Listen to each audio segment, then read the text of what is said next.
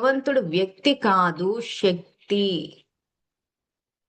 అందరూ నోట్ చేసుకోండి, అండర్లైన్ చేసుకోండి. మీకు ఇక్కడ స్క్రీన్ మీద కూడా ఇంకా వేసి చూపిస్తాను నేను, ఎందుకంటే అందరు ఇక్కడే కన్ఫ్యూజ్ అయిపోతున్నారు. సో ఏదైతే భగవంతుడు ఇప్పుడు దశావతారాల్లో 10వ అవతారం కల్కి రూపంలో అవతరిస్తారో,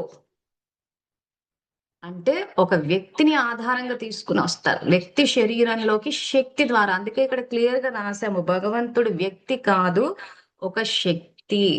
సో జూమ్ చేసి మరీ చూపిస్తున్నాను. ఈ పాయింట్ అందరికీ ఎక్కాలి. ఈ పాయింట్ కనుక అర్థమైతేనే మీరు సబ్జెక్ట్ ని ముందుకు తీసుకెళ్ళగలుగుతారు. భగవంతుడు అంటే ఏంటో అవగాహన వస్తుంది, నిరాకారుడు కనెక్ట్ అవ్వగలుగుతారు. ఇప్పుడు ఈ యుగంలో ఏదైతే కల్కి అవతరణ జరిగిందో, ఆ అవతరణని కూడా మీరు చూడగలుగుతారు, భగవంతుని కలవగలుగుతారు. ఇదేదో వింత విచిత్రమైన విషయం అని కాదు, నేను చూపిస్తాను ఆధారాలతోటి మీకు చెప్తాను. కానీ భగవంతుడు ఆ వ్యక్తిలోకి వచ్చాడంటే వ్యక్తి కాదు, కానీ భాషాపరంగా మనం వచ్చాడు అంటున్నారు చాలా మంది. వచ్చాడు అంటే వ్యక్తి ఏమో అనుకుంటున్నారు. సో అక్కడ మనం క్లారిటీ ఇచ్చుకోవాలి, ఏమని? భగవంతుడు వ్యక్తి కాదు, ఒక శక్తి. సో ఇక్కడ ఏం జరుగుతోంది? ఈ శ్లోకం తీసుకుంటే నాకు జనన మరణాలు లేవు అంటున్నాడు ఆయన. సో జనన మరణాలు లేనప్పుడు ఆయన వ్యక్తి ఎలా అయ్యాడు? సో భగవంతుడు వచ్చాడని ఎందుకు అంటున్నానంటే, ఇంకా అది అనే వాళ్ళకి మనం ఇవ్వాలన్నమాట. అంటే క్వార్టర్ నాలెడ్జ్ కాదు, మొత్తం వాక్యం మాట్లాడేటప్పుడు పూర్తిగా మాట్లాడాలి. ఎందుకంటే చాలా మంది మాట్లాడేటప్పుడు సగం సగం మాట్లాడుతూ ఉంటాం. ఆ సగం సగం కాదు, కొన్ని చోట్ల క్వార్టరే మాట్లాడేసరికి పూర్తిగా అర్థాలు మారిపోతున్నాయి.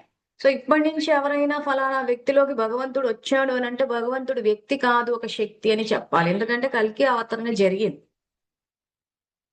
సో ఆ వ్యక్తి పేరు ఏదైతే ఉందో, మామూలుగా లౌకికంలో వేరే పేర్లు ఉంటాయి వాళ్ళకి, కానీ శాస్త్రాలు రాసేటప్పుడు కల్కి అని చెప్పి రాశారు. కల్ అంటే హిందీ భాషలో అర్థం ఏంటి? గడిచిపోయిన గతము, భవిష్యత్తు.